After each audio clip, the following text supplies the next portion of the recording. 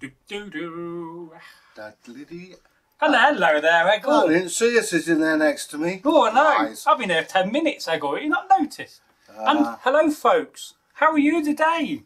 Woof woof. Now, it is a folktale day, and today we are going to be telling a folktale together. Wow. And you may be asking at home, sitting in your nice comfy chair with a nice hot or cold drink on the go, we do hope so, what is the folktale called? And where does it come from? From whence does it hither? Indeed, Egil. And the folktale is called Boots Who Ate a Match with a Troll. And comes from the land of Norway. The land of those big Norwegian Vikings. You've met a few, haven't you, Egil? I certainly have, in fact. Yeah. Now, many years ago, in the land of our ancestors, in the days of old, there was a farmstead. And on the farm was an old farmer. He was an old man. He was long in the beard. He had no head in his hair. No hair on his head. No hair on his head. And, you know, his name was Neil. An old farmer. And he's seen and been and done many things. And on the farm, well, they had a few animals, as all farms do, and a few crops. But one thing they did have was a ginormous wood. And well, the old farmer, Neil, he was in debt. He owned some coin. And one day, he said to his oldest son, he said, "You must go out tomorrow and go and chop some wood for some coin." Yeah. Oh, father, why me? Well, he said, "You must go out. We need to pay the debts." So in the morning, the oldest son, and he had 3 sons, did the farmer. Oh. He got up and he got a nice axe. I got the chopper. And he got a nice bag with some bread and cheese. He went to saw his mother for some bread and cheese.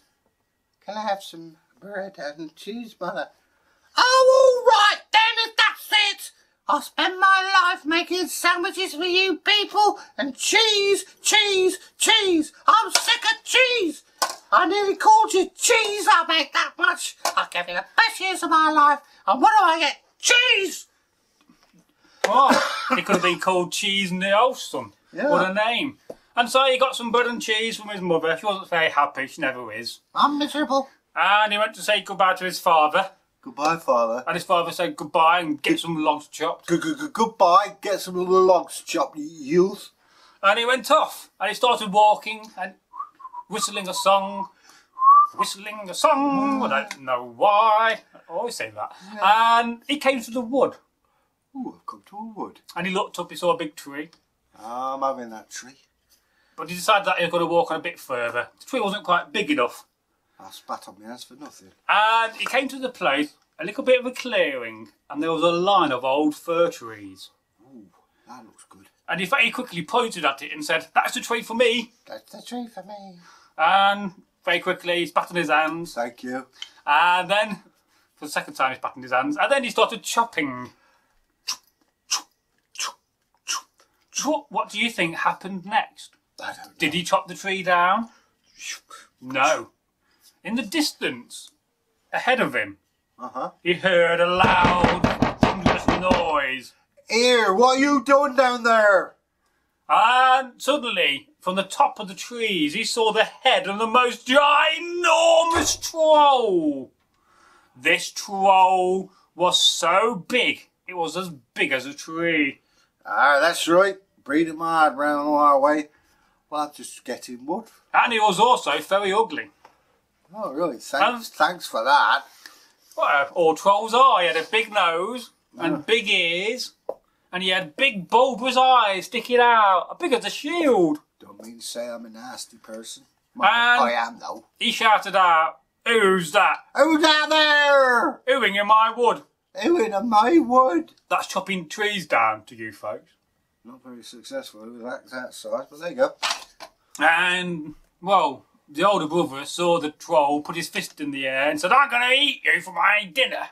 I'm gonna have you for my dinner. And he rubbed his belly, did the big troll. Rub, rub, rub. Well, at the very thought of that, the older brothers very quickly threw his axe down. I'm off! And ran as fast as his legs would carry him. He runs a bit effeminate for a bloke, said the troll.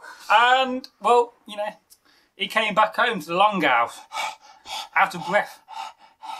Wow. And it was dusk. And he opened the door to the longhouse as he came in. And in the back was his father, Neil, in a big chair. What are you doing here? And it's back. A big troll couldn't get no wood. So? Go. In my day we'd have had that all go down and we'd have had that tree over. What are you made of, boy? And, well, the old farmer Neil was very disappointed. I'm very disappointed. You know, I raised you up to be a man and you can't even chop the tree down. Honestly, I don't know why I bother. And fight a troll. I've fought trolls in my sleep bigger than that. And in the hallway was the middle brother. And very quickly Neil, he pointed at him and said, "You must go out tomorrow and go and continue where your brother left off and chop down some trees." Oh, not chopping trees again. I'm always chopping trees. Chop this down, chop that down. Oh, I don't know. In between that and cheese, I don't know. So he went to bed, and the very next morning he got out of his straw mattress bed. Bits of straw sticking to him. God, straw everywhere. And he went to saw his mother in the kitchen. "What do you want?" And he said, "I want some bread and cheese. I've got to go and chop some wood down for father." Cheese again, every day the same thing. Cheese, cheese, cheese. Hurry on then, clear off. I've got cheese to make. Yeah. Thank you, mother. And so, Thank me, go away. And so, you know, after the middle brother went out and got some cheese, he started walking. Doobie doobie doobie doo. He was singing a song like Vikings do. You got to pass your time. Yeah. And in the distance, he had a look and he could see the wood. "Ah, that's where I'm going," he said. Oh, God, there. Looks like a nice load of fir trees. Easy to chop, you know, than oak. And on the floor, he could see the footsteps from the day before, where his brother. So he followed these. I could see where Aubrey's been. And he came to the same place, where there was a clearing. Sounds as good as any place, I suppose. And on the floor was an axe and a bag with some bit of cheese left over, being nibbled by rats and mice overnight. I was going to say double bubble for me, but no, none of the rats have been at it. Anyway, right, ready to chop. Started to chop. Chopping the tree down. And suddenly, in the very distance ahead of him, the trees moved and swayed. And there was a very loud noise. Ew, what are you doing? Hooing and chopping trees down, the troll said. In my wood. Ah, what he said. You and a chopping down my trees. I don't like that. I likes my trees. And the troll rubbed his stomach and said to him, "I'm going to eat you for my dinner." I'm going to have you, mate. I'm going to eat you. Oh, it suddenly turned into a brummie. We've come to Birmingham now, are you? He's a Birmingham right. troll. And so the troll, the brummy troll, he said he's going to eat him. And very quickly at that, the middle brother turned white and literally with fright. And as fast as his legs could carry him, ran all the way back home. "Mum, I'm coming home." And he ran into the longhouse. His father was there with a big hoard of mead. And he said, "What are you doing back?"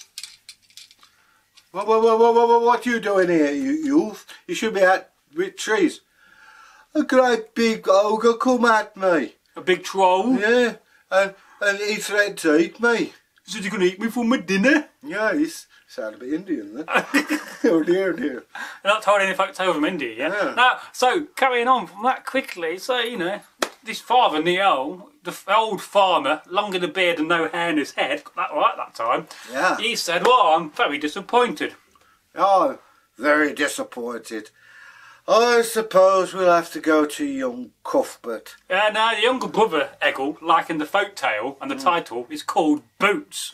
All right, Cuthbert Boots, I remember. When I'd night that, I remember I went out to the mead hall and I got sozzled and my wife said, "Hey, what we're naming this one then?" and I was on the floor, and all I could see was feet, and I just said, Boots! Boots!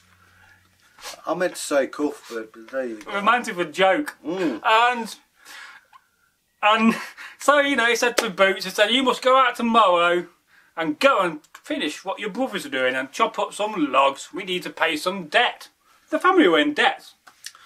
And so the next morning, Boots went to the kitchen and saw his mother for some cheese. Mummy dear, I'd like some cheese. But there was no cheese in the I haven't cupboard. got any! Clear off! And she explained that she'll have to make him a whey of cheese.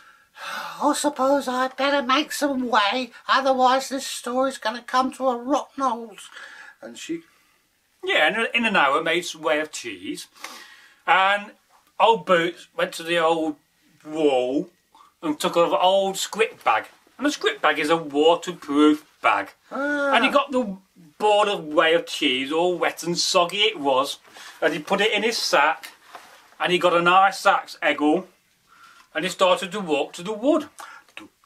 Walking to the wood. Wonder why they call me Boots. It's Yeah. odd. I mean, Aubrey, Cyril, yeah.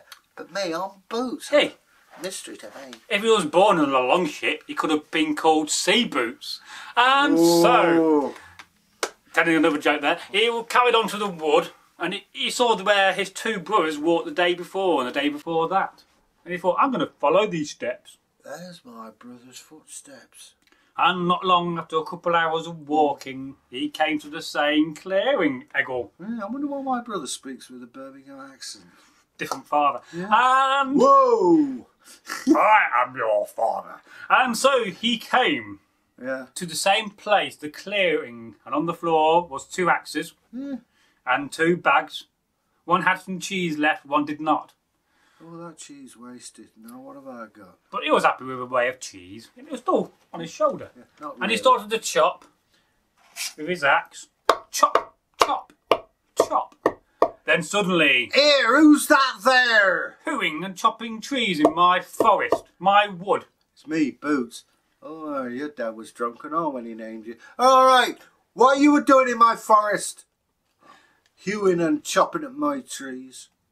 And the troll said, well, rubbing his belly again, rubbing your belly, Egil. Put that axe down. I'm going to eat for my dinner, the troll said. I'm having you, matey boy, for my dinner. Well, Boots, he was very clever, and he very quickly got his sack. And out of the sack he pulled out the whey of cheese. Look, mate, you want to rumble? See this? I've got a stone in here. You attack me and I'll squeeze your head until all the brains come out. Let me demonstrate. And all the whey and all the water poured out. Yeah, And the troll, do a shock-belief face, could not believe it. Here, he's got a lot of strength in him for one so little. Perhaps I was a little hasty there, little 'un. Don't call me little 'un. My name's Boots. Boots. Yeah, I know, it's a joke. My dad and all right, fair enough. Even the troll heard about that rumour. Ha ha ha! And so the troll said to Boots, said, I tell you what, because you're such a mighty man, me and you will chop wood all day and we'll split the logs 50-50. That sounds good enough to me, what he just said. Oh yeah, and that's Okay. what Boots and the troll did. So, Boots got his little axe. The troll got his ginormous axe. And all day they chopped wood. I don't know. Until they had 2 massive piles of equal logs. Look at all them. Look at all them. Small trees. logs, big logs, Yeah. medium logs, rough logs and smooth logs. What a wonderful, Collection of wonderful logs. collection of logs. If I was a collector of trees, I'd be most impressed. What are you talking like that for? Eh? Making everybody embarrassed here. We're all simple folk. And you come out here. Hey, what a wonderful bunch of trees we got. Ah, shut up. Anyway, it's getting late. It is getting late, and So, yes. tell you what, you come back to my place, we'll have something to eat and sleep, and then we'll shift it in the morning.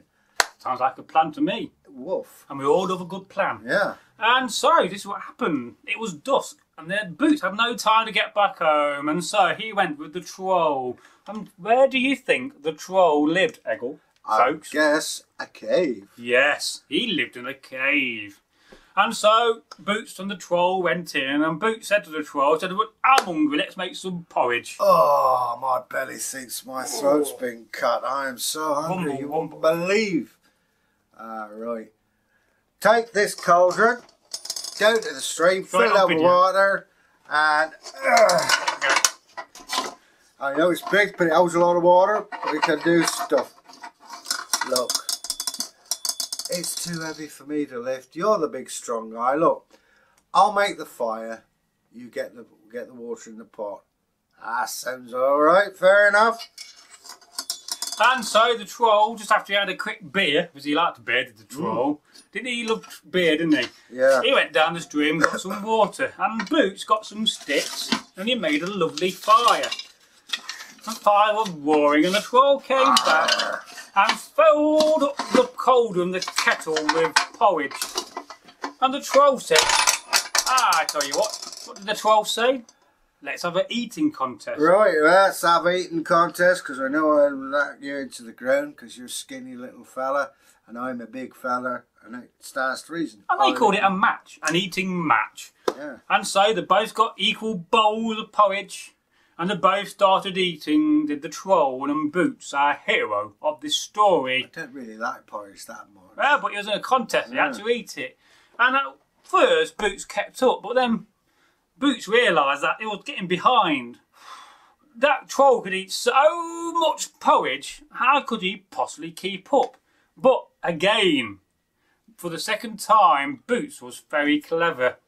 And he got his script bag, and he started to spoon in the porridge when the Troll was not looking with his big, ginormous, ugly face and eyes. He likes me a bit of porridge. And after a while, though, what do you think happened, Egil? He got full, his bag was full. Yes, the bag was full. So what did Boots do? Got a knife. Ooh, is this bigger than mine? Yeah, g'day mate. And he got his knife, and he, without the Troll looking, mind you, for the third time did something clever. He cut a slit in the bottom of the bag, and under the table the porridge leaked out, and Boots could eat more porridge. But then after a while, the Troll said to Boots, "Aye, up!" He said, I'm full as full can be. Yeah. Look at my stomach, right out here. Oh, indeed. And he said, "How can you eat so much?" Oh, it's quite simple, really. And Boots explained that, well, he showed him the bag, but the Troll thought it wasn't a bag, he thought it was Boots' stomach. And he said, "Oh, I cut a little hole in the bottom of my stomach to let the food out. Ooh. And I can eat as much as I want." That sounds alright to me. And the Troll got a knife, and very slowly he cut his belly open. Don't he? And all the guts fell out on the floor, and the Troll died a horrible death. A warning to all trolls. There are many out there. And Boots had a look round, and in the very distance he saw a cauldron full of silver and gold. But he couldn't lift it up, it was too heavy, Egil. Until he realised that it had some magic. So he very quickly put his knife in the cauldron, which dispelled the magic, and he was able to lift and carry off the gold and the silver. The end of the tale. Boots got back home. His father was happy, and his mother continued to make cheese. More cheese? I don't know. The end of the tale. Bye. Now, what should they do, Egil? If they enjoyed that? Well, leave us a comment on #Folktales, and hopefully they'll want to subscribe because your channel needs you, and we will get back to you as soon as we possibly can. And just before I finish, I'll tell you the joke I thought of when I was telling this. Go on. It's about a Scotsman and about a Englishman and a Scotsman and an Irishman. Well, one day sitting in a mead hall, Right. and the Englishman, the Saxon, he said, well, he got his wallet out and he got a little drawing of his son. And he said, "Oh, here's my picture of my son. His name's Andrew." Like George, his name's George. Oh, George. Yes, he was born on St. George's Day. April the 23rd. So, we missed that one this year, didn't we? And so I called him after George. Oh, the Scotsman said, oh, God blimey, that's a bit of a coincidence, he said. And he took out his little pouch and he pulled out a little hand-drawn picture with some nice colourful ink of his son. He said, here's my picture of my son. I called him Andrew after St. Andrew, for he was born on St. Andrew's Day. No idea when. Yes. And then the Irishman said, oh, Jesus Christ, he says, that reminds me of my son Pancake. All right. So, there you go. Extra bonus joke for you. We all like a joke on this channel. And jokes are very funny, aren't they? And it does make you think, how old is the, in the old days would be a Viking, a Saxon and a Welshman? Would it, would it be those sort of jokes? Makes you think. Probably a big fight, but there you go. Goodbye. Goodbye.